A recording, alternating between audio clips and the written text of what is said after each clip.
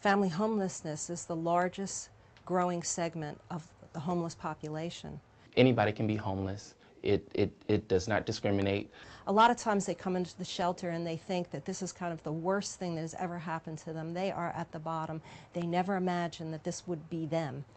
And shortly after, I hear client after client saying, this was the best thing that ever happened to me. This was time that I could stop and I could work on myself and I could get myself strong so I know who I am and I could learn to be a different kind of parent and a different kind of role model for my children.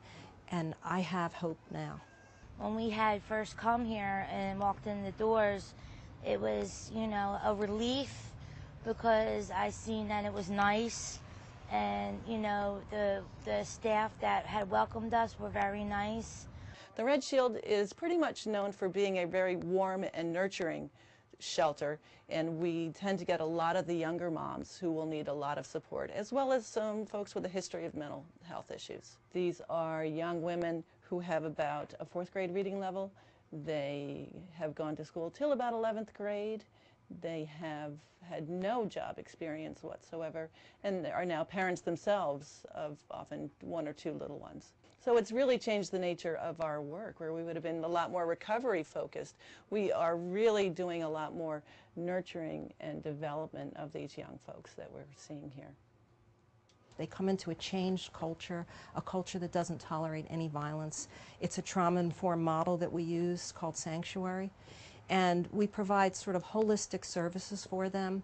So although the end result is that they move into transitional housing, a lot of other healing has to happen for them to be successful once, you know, permanently once they move into their housings. We're going to be working with them to understand how their trauma background is interfering with their ability to parent. And we're going to, in doing this and helping them heal from some of their trauma, we're going to help them learn to be more empathetic and sensitive to their child's cues and their child's needs. We got introduced to the staff members, and it really amazed me how well staff works with people, you know, with the people that live here, because they don't look down on you. Learning about trust, learning that there is a person that really is there for them, that can care for them, that they can feel safe enough to feel their feelings that they've run from their whole lives is really important. Residents who come into the Red Shield, they need to have a safe place. Some of the folks that had just come into the shelter said, safe? Nothing's ever been safe.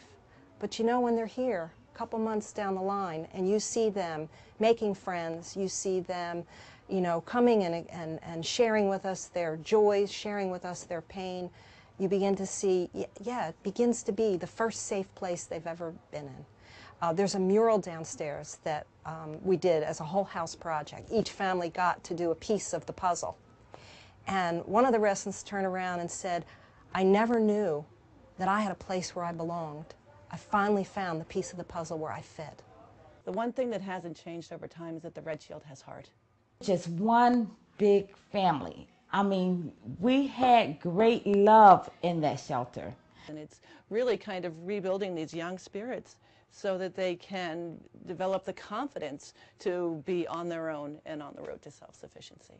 The family there, the people there, the residents, they all became our family. I never experienced anything like that in my life, nowhere. But that was a life-changing experience for me. And now I have hope for mankind. The Salvation Army is truly some place that you can receive salvation. I literally beg for people to just be a part of this so the doors can stay open, because there's so many more people out there that needs to come in. It is so important for people to get involved and to give to the Red Shield. The city and federal governments are cutting funding. Private donations that are given and funding that are given through private donors help shelters and help different social service agencies to survive through the cuttings that are happening within the government. Also, giving also can come in terms of volunteering.